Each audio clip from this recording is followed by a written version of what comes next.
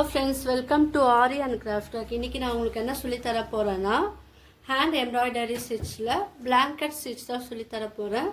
இந்த stitch பார்க்கிறதுக்கு ரொம்ப சிம்பிளா இருக்கும். வாங்க இந்த stitch வந்து எப்படி போடலாம்னு பார்க்கலாம். அதுக்கு முன்னாடி என்னோட சேனலை சப்ஸ்கிரைப் பண்ணாதவங்க சப்ஸ்கிரைப் பண்ணுங்க. இந்த வீடியோக்கு ஒரு லைக் கொடுங்க. hand embroidery stitchக்கு தேவையான மெட்டீரியல் என்னன்னு உங்களுக்கே தெரியும். Normal needle and embroidery thread இதுதான் இதுக்கு தேவையான மெட்டீரியல். வாங்க இதை எப்படி போடலான்னு பார்க்கலாம். ஃபஸ்ட்டு நீங்கள் வந்து 2 லைன் போட்டுக்குங்க.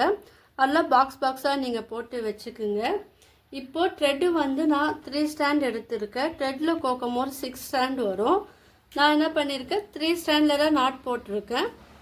பாருங்கள், அடுத்த 3 ஸ்டாண்ட் வந்து நான் நாட் போடல. தேவைப்பட்டால் நீங்கள் வந்து 6 ஸ்டாண்டில் நீங்கள் போட்டு நாட் போட்டு இந்த ஸ்டிச் வந்து போடலாம். அதை இன்னும் உங்களுக்கு பார்க்கறதுக்கு அழகாக இருக்கும். வாங்க அதை எப்படி போடலான்னு பார்க்கலாம். ஃபஸ்ட்டு லைன் வரைஞ்சிக்குங்க. அதில் வந்து இப்போ நான் இங்கேருந்து ஸ்டார்ட் பண்ணுறேன். கீழ்ப்பகுதியிலேருந்து ஸ்டார்ட் பண்ணுறேன் பாருங்கள். கீழேருந்து நீரில் வந்து மேலே எடுங்க.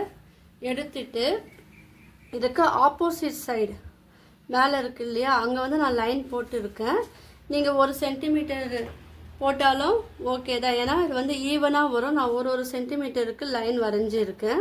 இப்போ மேலே இந்த ஆப்போசிட் சைட்லேருந்து லைன் வரைஞ்சிருக்கோம் இல்லையா, அந்த லைன் அந்த எண்டிங் பாயிண்ட் வரைக்கும் நீங்கள் வந்து இதை வந்து குத்தணும். பாருங்கள், குத்திட்டு இப்போ இந்த த்ரெட்டை வந்து அடியில் நீங்கள் வந்து விடணும்.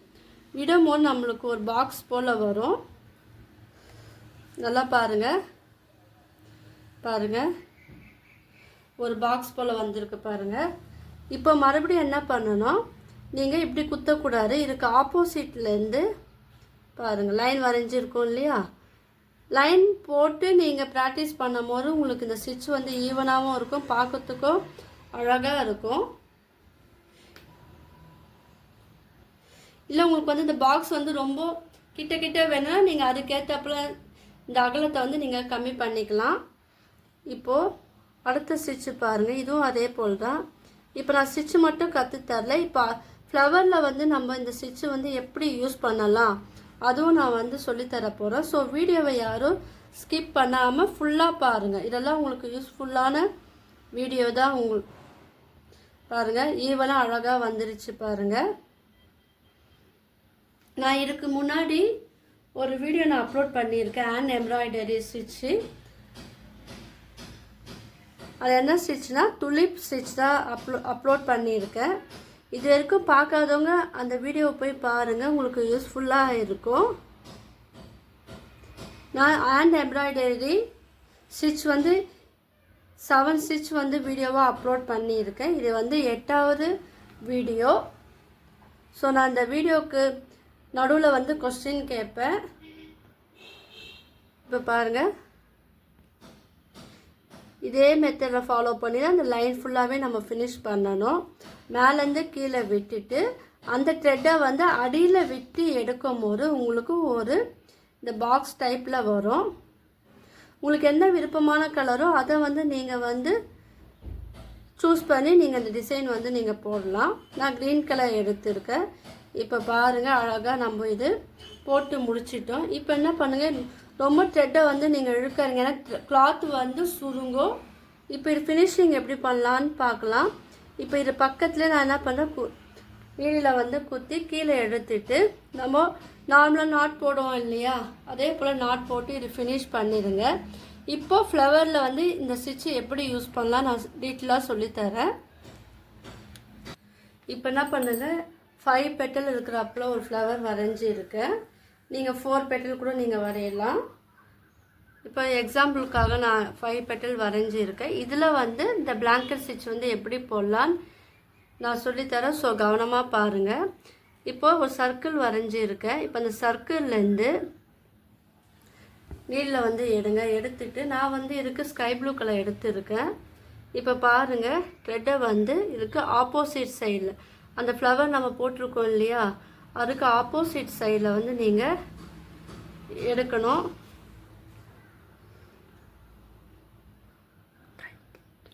எடுத்துட்டு த்ரெட்டை வந்து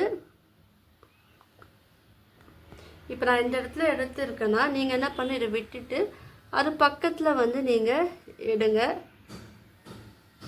எடுத்துட்டு இந்த த்ரெட்டை வந்து அடியில் விடணும்.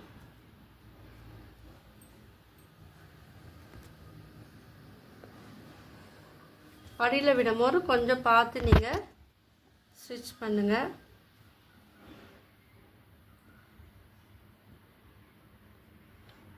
பாருங்கள் எடுத்துட்டு இப்போது பக்கத்துலேயே வந்து நீங்கள் வந்து ஸ்டிச் பண்ணுங்கள். நம்ம லைன் வரைஞ்சிருக்கோம் இல்லையா அந்த பெட்டல் ஒரு ஷேப்பில், அதில் த்ரெட்டை வந்து அடியில் விட்டு நீங்கள் த்ரெட்டை வந்து எடுக்கணும். எடுக்கும் போது உங்களுக்கு வந்து இந்த மாதிரி ஷேப்பில் வந்து கிடைக்கும். நம்ம பாக்ஸ் போட்டு பண்ணும்போது பாக்ஸ் ஷேப்பில் கிடைக்குது.